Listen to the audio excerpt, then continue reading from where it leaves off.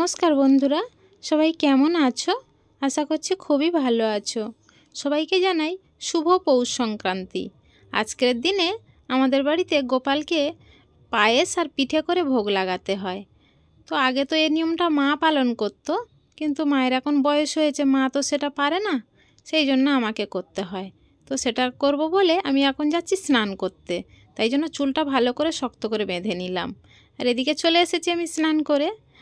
আর এখন একটু মাথা আঁচড়িয়ে নিয়ে সিঁদুরটা পরে নেব, না হলে সারাদিন আর সময় পাবো না সিঁদুর পরার। একা হাতে সব দিকে গুছাতে গেলে নিজের জন্য আর কিছু সময় পড়ে থাকে না। তো যাই হোক, এদিকে বড়দের কথা মতো মাথায় কাপড় দিয়ে একটু সিঁদুরটা পরে নিচ্ছি। প্রথমে আমি সিঁদুর পরছি সিঁথিতে, তারপরে কপালে, গলায়, এবারে শাঁখায় আর নয়, তারপরে হাতটা মাথার পিছনে মুছে নেব। তো আমি তো এইভাবে সিঁদুর পরি, তোমরা কিভাবে পরো আমাকে অবশ্যই জানিও কিন্তু। এবারে চলে এসেছি তো আমি রান্নাঘরে, কেননা বললাম না গোপালের ভোগ রান্না করব, তাই জন্য চলে এসেছি। আগে আমি করব পায়েস, তারপরে শেষে গিয়ে করব পিঠে। তো যাই হোক, আগে পায়েসের জন্য আমি দুধটা গরম করে নিচ্ছি। আর জানো বন্ধুরা, আমি কিন্তু এইসবগুলো কিছুই পারি না করতে। এই ইউটিউবের চ্যানেলে কিছু দেখে বা কারোর কাছ থেকে শুনে তাই কিছু করি। তাই এদিকে দুধটাতে কাজু কিশমিশ তেজপাতা এলাচ দিয়ে ভালো করে ফুটিয়ে নিয়ে এবার একটু দিয়ে দিচ্ছি চালটা। দেখো চালটা দিয়ে ফুটাতে ফুটাতে দুধটা কত সুন্দর ঘন হয়ে এসেছে। আর সত্যি যখন বানাচ্ছিলাম না, সত্যি খুব সুন্দর একটা ঘ্রাণ উঠছিল, আর কি সুন্দর দেখতে হয়েছে দেখো তোমরা। এদিকে আমি পায়েসটাও তো প্রায় রেডি করে ফেলেছি, আর এরপরে যাব পিঠেটা করতে। তা চলো, এই যে পায়েসটা আমি এখন নামিয়ে নিই। আর এই যে চলে এসেছি পিঠের সুজি নিয়ে। সুজিটাকে আমি আগে ভিজিয়ে রেখেছিলাম, তারপরে দিয়েছি ময়দা আর একটু সন্দক লবণ আর হালকা একটু চিনি দিয়ে ব্যাটারটা ভালো করে পাতলা করে গুলে নেব। আর এই পাটিসাপটাটা অন্য আমার যদি চাটুতে করতাম তাতে হতো না। আর এই ননস্টিকটা সেবারে কিনলাম, তোমরা তো দেখেছো, এই ননস্টিকের না সুন্দর পাটিসাপটা হয়। আর ওই সব চাটু বা কড়াইতে করতে গেলে আমি তো একদমই পারতাম না, সেই জন্য এর বেশি দাম দিয়ে হলেও এটা আমি কিনে এনেছি, কেননা গোপালকে তো পিঠে করে দিতেই হবে। আর সেই জন্য কি করব বলো, কিনে আনলাম। এই দেখো পাটিসাপটাগুলো কি সুন্দর হচ্ছে, যেন পাটিসাপটাগুলো একা একাই উঠে যাচ্ছে। তা আমি অনেকগুলো পাটিসাপটা বানিয়েছি। আর দেখবে যে জিনিসটা ভালো হয় করতে আরও বেশি মন লাগে।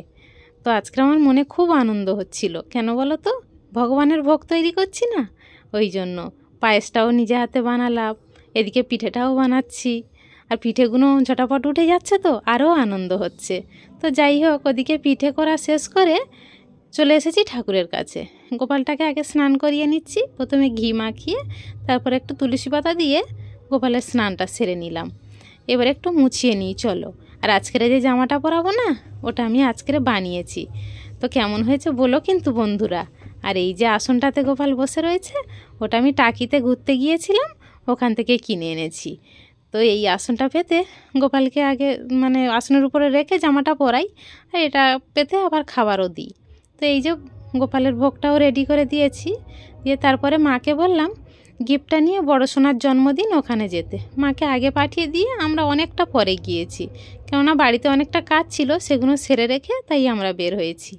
আর গিয়ে দেখি যে সব কিছু কমপ্লিট হয়ে গিয়েছে, খাওয়া দাওয়ার পর্বটাই বাকি রয়েছে। এই যে আমাদের বড় সোনা, ওর জন্মদিন হয়েছে, আর এইবারে বসে পড়েছি আমরা সব খেতে। ওই যে ছোটদা, আর এটা আমাদের সুস্মিতা।